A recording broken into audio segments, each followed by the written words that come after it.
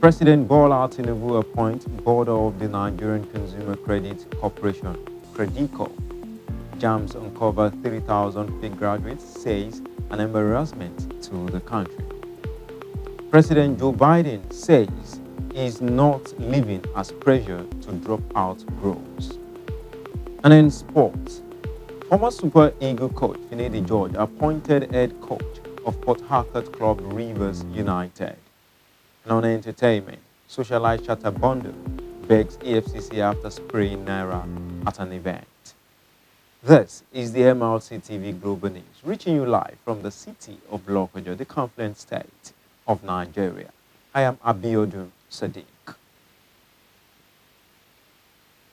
President Bola Ahmed Tinubu has appointed qualified Nigerians to the board of the Nigerian Consumer Credit Corporation, Credeco. The appointment was announced by the special advisor to the president on media and publicity, Anjuru Ngalali.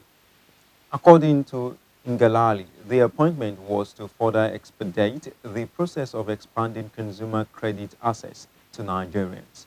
It disclosed that Otumba Aderemi Abdu, an independent non-executive director, has been appointed as the board chairman of the 9-member board, while engineer Usman Wangba as the managing director, chief executive officer. The Minister of Works, David Umahi, has ordered the deslifting of drainages along federal roads in Lagos State with a view to deflooding the highways. The Federal Controller of Works, Lagos State, Olukorede Kisha, disclosed this in a statement made available to journalists on Thursday. The directive came after business and commercial activities were grounded on Wednesday following a 10-hour downpour in many parts of Lagos and Ogun State.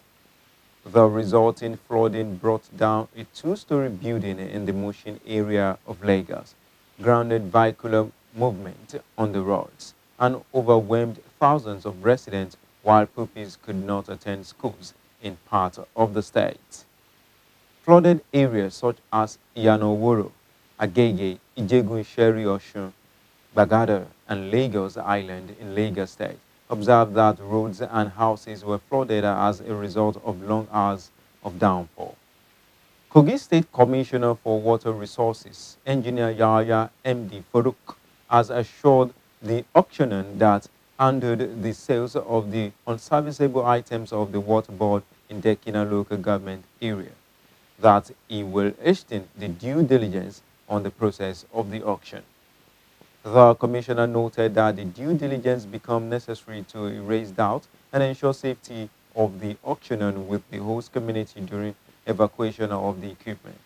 The commissioner said the old transactions were completed by the immediate past administration. However, said he will brief the present governor Usman Odudu, who is not aware of the auction.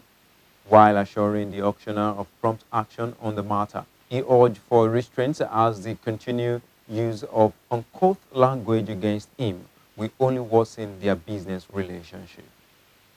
Oyo State Governor Seyi Makinde presented the staff of office to the Onifiditi of Fiditi in the Afijo local government area, Oba Dekola Oyelere. At a ceremony held at the Fiditi Grammar School, Fiditi, Makinde stressed that Oyelere's emergence as the Onifiditi followed the normal process without any violation. Makinde said following the required family endorsement and the presentation by the local government, the monarch was scrutinized by the Ministry of Local Government and Chieftaincy Matters in the state. He commended the transparent and traditional selection process, saying it upheld due process. The governor therefore urged the monarch to collaborate with the government in addressing pressing issues such as community development, education, healthcare, and security. In his acceptance speech, the monarch, while recognizing the responsibility of his role, said his educational and professional experiences had equipped him to serve his community with diligence and integrity. There was a violent protest across some areas on the Ayatise Road in the Ukun local government area of Benue State on Wednesday as youth protested incessant killing in the area. The protest followed the killing of 11 residents of the area by bandits on Tuesday night. The protesting youth who stormed the council secretariat in Zaki Bam, the headquarters of the Nkum local government, destroyed valuable, razed the local government secretariat, and set ablaze the office of the Independent National Electoral Commission in the local government. The INEC National Commission and Chairman Information and Voter Education Committee, Sam Ulumekun, said the office furniture, 10 generators, 300 ballot boxes, and 270 voting cubicles were among the items destroyed in the attack. The violent protest made Governor Yacine Alier declare a dusk-to-door curfew on the troubled Nkum local government.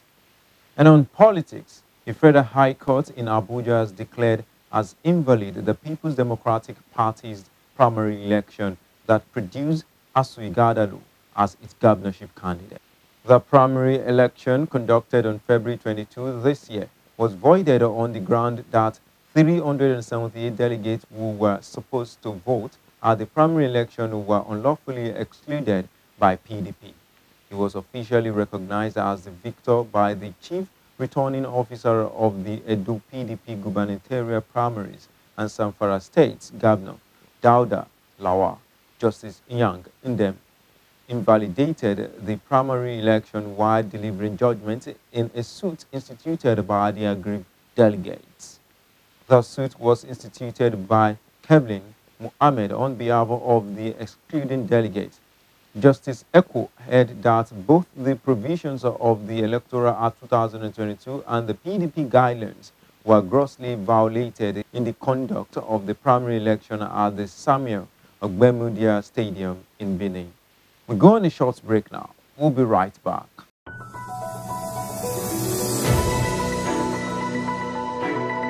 Malachite TV Online is here. For your timely and reliable news that reaches you fast with the breaking news, choose MLC TV.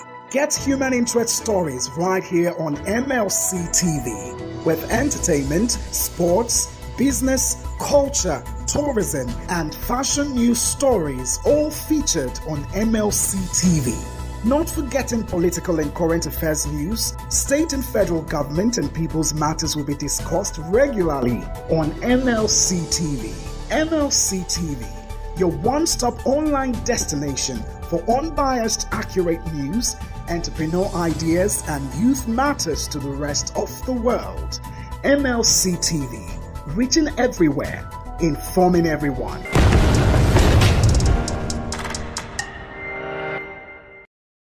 Welcome back. And on crime, the Joint Admission and Matriculations Board has uncovered 3,000 fake graduates who never set foot within the four walls of a classroom. The board also decried the issue of illegal admission by some institutions which it said had remained a source of embarrassment to the country. The registrar, Professor Isiaq Oloyede, made this known in a report published in the board's bulletin, which was obtained by a journalist in Abuja. According to the bulletin, Oloyede disclosed this during a meeting with the leadership of the Committee of Pro-Chancellors of the universities. And on the foreign scene, U.S. President Joe Biden worked to calm senior Democrats and staff on his campaign on Wednesday, as reports suggest he was weighing his future after his disastrous debate with Donald Trump last week. Biden had a closed-door lunch with Vice President Kamala Harris at the White House as speculation mounted over whether she would replace him as the party's candidate in November's election. The pair then joined a call with the broader Democrat campaign, where Biden made clear he would remain in the race, and Ms. Harris reiterated her support. Proposed pay rises for members of Kenya's cabinet and parliament will not happen after President William Ruto ordered a review of plans following public outcry. It comes a week after mass protests forced Ruto to drop a controversial finance bill that had included tax hike. Salaries and Remuneration Commission SRC Chairperson Lou Manchin said the commission would freeze the salary increases for state officers due to the current realities of the economy.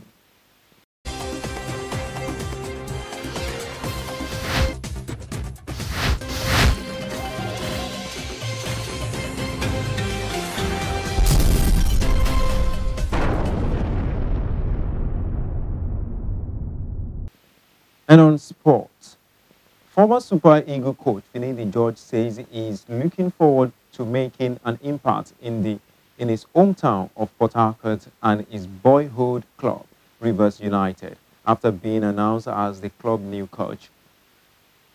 He was announced as the head coach of the 2022 NPFL champions on a 2-year deal with a formal presentation before the fans set for Thursday at the Sharks Stadium in Port Harcourt.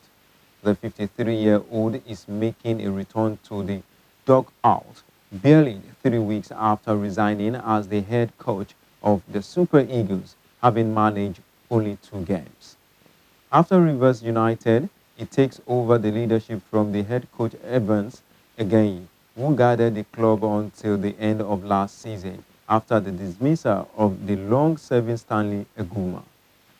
As Wimbledon entered day 4, Imari Raducanu cruised past Belgium Elise Martens to join fellow Britain Sunai Qatar in the Wimbledon third round. Former British #1 Raducanu giving a wild card in her return to the championship after last year's injury trouble struck the board confidently and clinically in a win.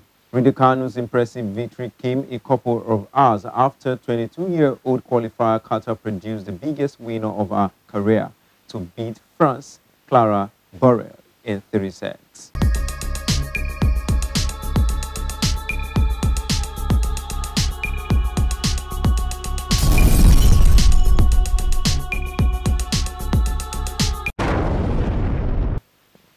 And on entertainment, socialite Shatta Bandu seemed to have run into problems with EFCC over his public display of the Naira currency during his stay in Nigeria. Shatta Bandu, who was present at the funeral of Nollywood actor John Okafor, also known as Mr. Ibu, was seen at another event having fun. A viral video showing the small-sized star showering Naira at an event drew the attention of authorities. The Ghanaian celebrity has, however, issued an apology in the video to the Economic and Financial Crime Commission, EFCC, and the people of Nigeria for misusing the Naira. A similar behavior resulted in the imprisonment of cross-dresser Bob Risky. Shatta Bandu, who is now back in Ghana, explained the reason for his action, saying that he began by spraying cash but started by spraying dollars, but switched to Naira when he ran out of the US currency, leading to a violation of Nigerian law. He also spoke about the respect for the EFCC and Nigerian laws while describing Nigeria as a second home. And that is the size of our news package. Do support us by subscribing to our YouTube channel, Malachi TV. Like and follow our Facebook pages, MLC TV, MLC TV 2, MLC TV Yoruba, and Ibira Babe, MLC TV. Instagram, MLC TV 2021, X handle, Malachi TV, and TikTok, Malachite_TV.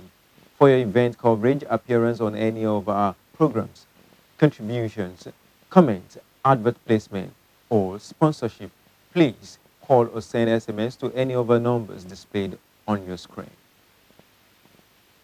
Join Malachi TV online on weekends to watch our various programs. Every Saturday, Health Med Info by 5 p.m., 7 p.m., Political Arena, Sunday 6 p.m., Women's Ward, 7 p.m., Kakache Bira, Monday 9 a.m., The Opinion, and 9 p.m., Senior Citizen Alcop. It's Malachi TV, reaching everywhere, informing everyone. Please be your brothers keepers to build a better and happier society together. I am Abiodun Sadiq. Thanks for watching.